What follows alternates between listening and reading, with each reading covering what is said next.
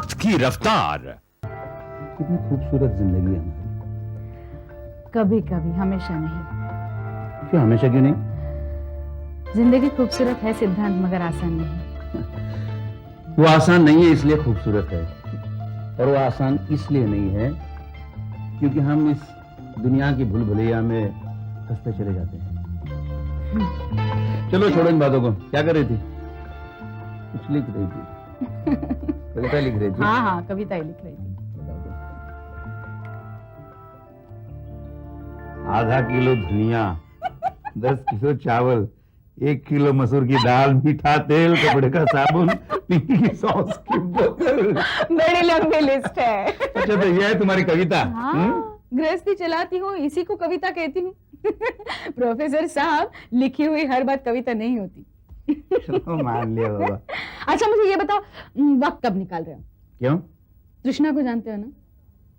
हाँ, वो तुम्हारी नाटक वाली सहेली। हाँ, वो अभी नाटक की प्रोड्यूसर बन गई है। हाँ, उसका अभी इसी हफ्ते पहला शो है, हमें बुलाया है। तो फिर वक्त क्या निकालना, पहले शो को चले जाते हैं? पक्का? पक्का। प्रॉमिस? प्रॉमिस। वादा। दगा तो नहीं दोगे ना? फिक्र मत करो। चलो मुझे अभी तैयारी करनी है, हॉस्पिटल पहुंचना है। ओके। बाय।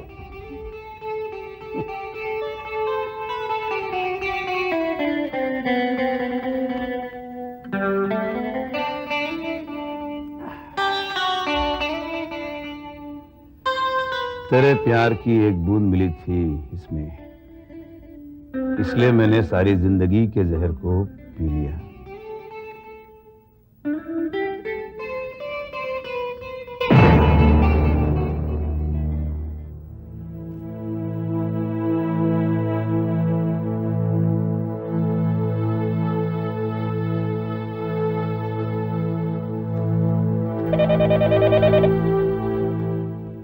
यस।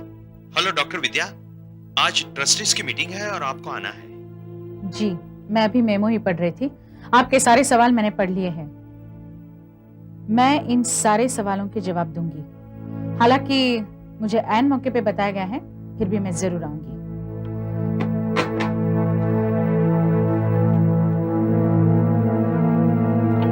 नमस्कार डीएम साहब। डॉक्टर विद्या को मेमो मिल चुका है। ये रहे हमारे 2 सेशंस के मिनट्स। मीटिंग शुरू करते हैं। कब तक चाय पीकर आप अपना वक्त गुजारेंगे? डीएम साहब, डॉक्टर विद्या का हम सब इंतजार कर रहे हैं। वो अब तक आई क्यों नहीं? सर वो आ जाएंगे। ये तो हम भी जानते हैं। ना आकर कैसे चलेगा? तब तक अगर कोई मुद्दा हो तो चर्चा कीजिए।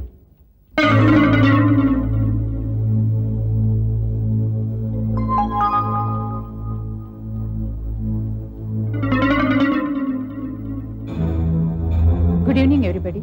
आइए आइए डीन साहब आइए, खुशामदीद, आपका स्वागत है। तशरीफ रखिए। जी शुक्रिया।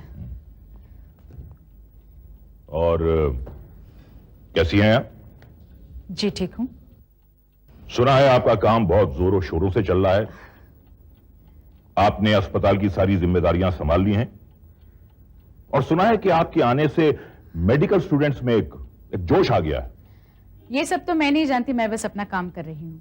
ये तो बहुत ही अच्छी बात है, और इसी की बधाई देने तो हमने आपको यहां बुलाया है। मेमो देकर? ये तो सिर्फ खानापुरी है, ऑफिस की बात है। लेकिन मैं नहीं मानती। मैंने इस मेमो को बहुत गंभीरता से लिया है।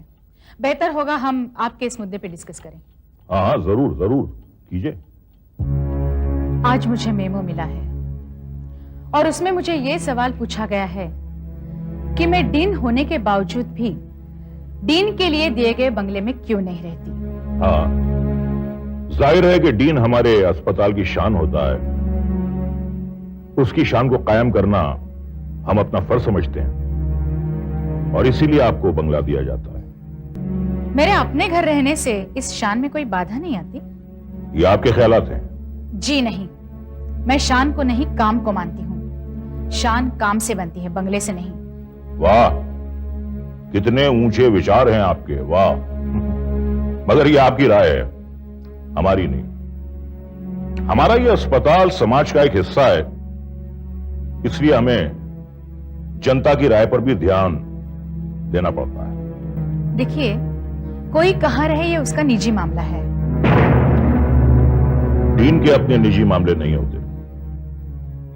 अस्पताल के प्रेमाइसिस में डीन का बंगला इसलिए बनाया जाता है कि 24 घंटे उसकी अस्पताल पर नजर रहे।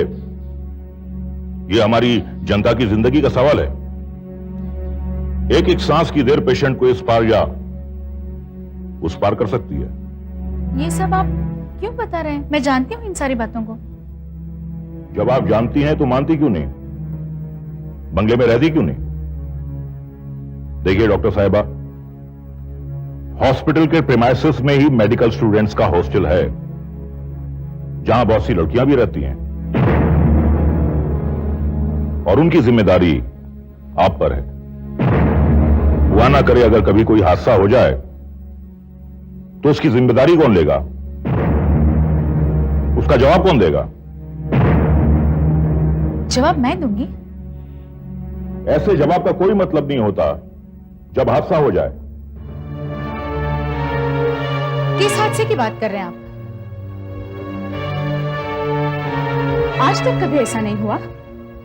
ना ही किसी पेशेंट को प्रॉब्लम हुई है और ना ही किसी स्टूडेंट को दिक्कत हुई है। मेरा घर तो यहाँ से 25-30 मिनट पर है और ज्यादा से ज्यादा वक्त मैं हॉस्पिटल में बिताती हूँ। अभी अभी आप ही ने तो कहा है कि आप मेरे काम से खुश हैं। और हम ये चाहते हैं कि हम आपके काम से हमेशा खुश रहें। इसलिए हमारी आपसे ये गुजारिश है कि आप अस्पताल के बंगले में ही रहें।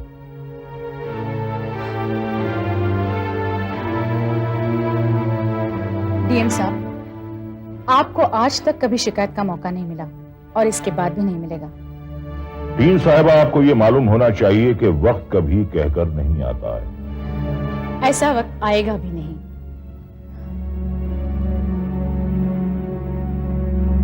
आप सबकी दुआएं और मार्गदर्शन जो है मेरे साथ। डीएम साहब, आप बेफिक्र रहिए।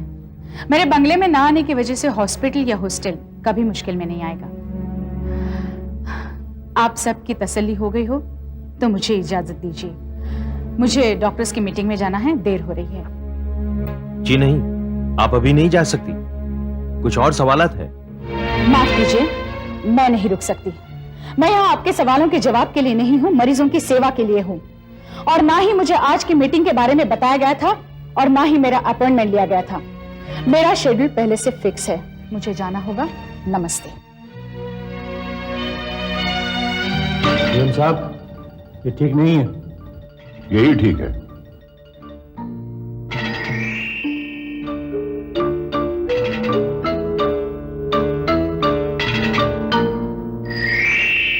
Gentleman,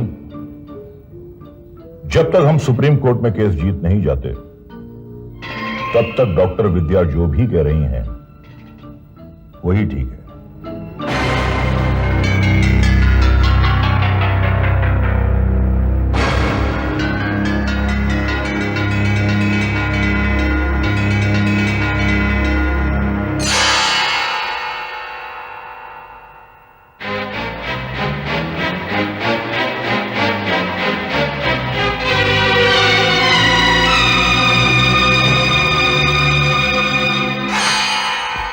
good morning sir. और रौनक, बैठो। Thank you sir. तुम्हारे डैड कैसे हैं? बहुत दिनों से मिले नहीं। जिनके लड़के को कॉलेज से निकाल दिया गया हो वो और कैसे हो सकते हैं सर? हाँ, डैड बहुत नाराज हैं। वो कह रहे थे कि ऐसी दोस्ती किस काम की जो उनके लड़के की मदद ना कर सके। वो आपसे क्लब में मिलने वाले थे। तो फिर मिले क्यों नहीं? नाराज है वो। तो क्या किया जाए? रौनक, तुमने कुछ हरकत ही ऐसी की है। अब आप भी ऐसी बातें कर रहे हैं सर। मैंने पहली बार तो कोई ऐसी गलती नहीं की। पहले भी कई बार आपने मुझे बचा लिया है। देखो रौनक, इसका मतलब ये हुआ कि तुम हर बार कोई ना कोई हरकत करते रहो और मैं तुम्हारी हर हरकत को नजरअंदाज करता रहूं। ठीक है सर, अब मैं कोई गलती नहीं करूंगा। तुम्हारा क्या भरोसा? डैड कह रहे थे कि उन्हें अब आपकी सोवेनियर की डोनेशन में कोई इंटरेस्ट नहीं है। देखो रौनक, अपने डैड से कहना कि ये कॉलेज है, मेरे हाथ ही बंधे हुए हैं। प्रोफेसर सिद्धांत जैसे आदमियों के हाथों में काफी पावर आ गई। फिर आप तो प्रोफेसर सिद्धांत से सीनियर हैं और आप ही ने तो मुझसे कहा था कि मैं आपको माफी का लेटर दे दूं तो आप मुझे कॉलेज में फिर से ले लेंगे। लेटर दिए हुए मुझे 2 महीने हो गए हैं, एग्जाम सर पर है सर। लेकिन तुम्हें एग्जाम की फिक्र कब से होने लगी? मुझे नहीं, लेकिन मेरे मम्मी डैडी को है। और अगर अभी भी आपने मुझे कॉलेज में नहीं लिया तो मेरा 1 साल बर्बाद हो जाएगा। हाँ हाँ, मैं कुछ करता हूँ। सर मुझे आप कंफर्म बताइए सर। तो फोर्स मत करो। लगता है मेरे डैडी को ही आपसे मिलना पड़ेगा सर। उसकी जरूरत नहीं पड़ेगी। तुम एक काम करो, तुम एक बार प्रोफेसर सिद्धांत से माफी मांग लो। मैं उनसे माफी नहीं मांगूंगा सर। माफी मांगने में तुम्हारा जाता क्या है? एक बार ऊपर में सारी कह दो, अगर वो मान जाए तो मेरे लिए तुम्हें दोबारा एडमिशन देना आसान हो जाएगा।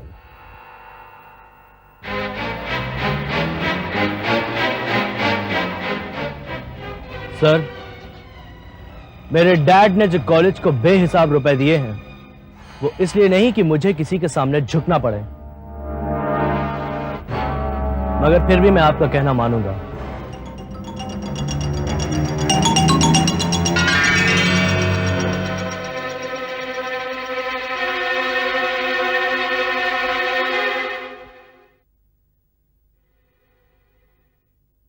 दोस्तों, हम क्या कर रहे हैं, हम क्यों कर रहे हैं, हम जो कर रहे हैं वो करने का तत्व ज्ञान, वो फिलॉसफी अगर हमारी पक्की है तो हमारे मकसद से ना हमें कोई हिला सकता है, ना ही हमारी मंजिल हमसे दूर रह सकती है।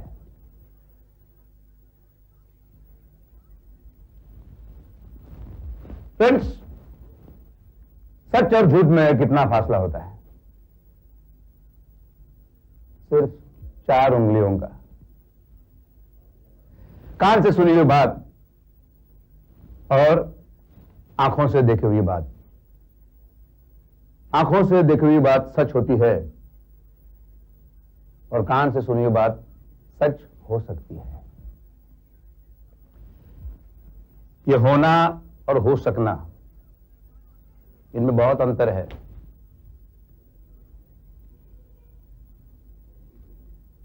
झूठ, बेईमानी, काला बाजार, कहते ये सब इस दुनिया की रोजमर्रा की जिंदगी की जरूरत बन गई है, मगर मैं ऐसा नहीं मानता। अगर यह इस वक्त की आदत बन गई है तो हमें इस वक्त की आदत को बदलना चाहिए। सच्चाई, ईमानदारी और उसूलों की आदत डालनी चाहिए इस दुनिया को, तो फिर ये जिंदगी और खूबसूरत हो जाएगी।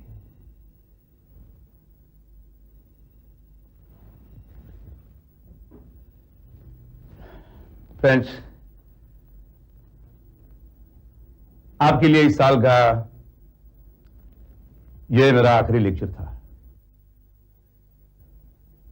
कल से एग्जाम शुरू हो रहे हैं और एग्जाम्स के बाद ना तो आप मेरे स्टूडेंट्स रहेंगे और ना तो मैं आपके लिए प्रोफेसर रहूंगा। हम सब इस देश के वफादार नागरिक होंगे। Wish you all the best.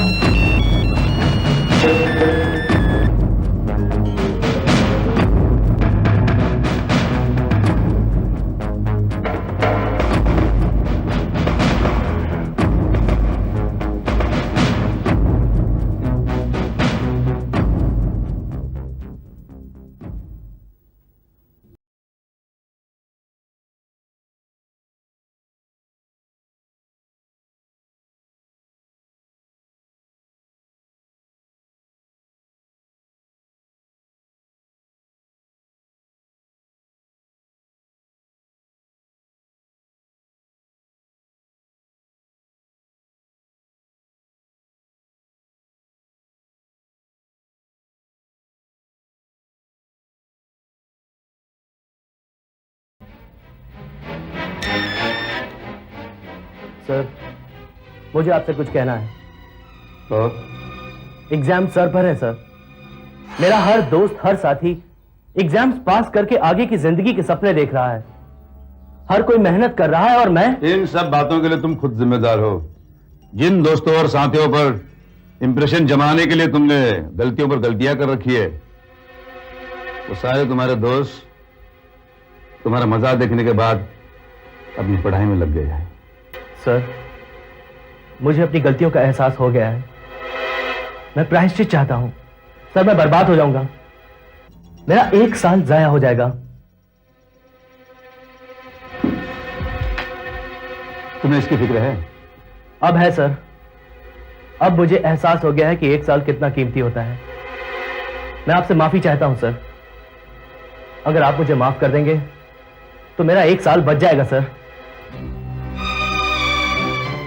रौनक, तुम्हारी बातों से झूठ छलक रहा है। माफी भी तुम अपने मन का मैल धोने के लिए नहीं मांग रहे हो, बल्कि अपना मतलब निकालने के लिए मांग रहे हो। तुम्हें अपने किए पर कोई पछतावा नहीं है। तुम्हें अपना साल बचाना है। तो मैं अब और क्या करूं सर? क्या करूं? माफी तो मांग ली है मैंने।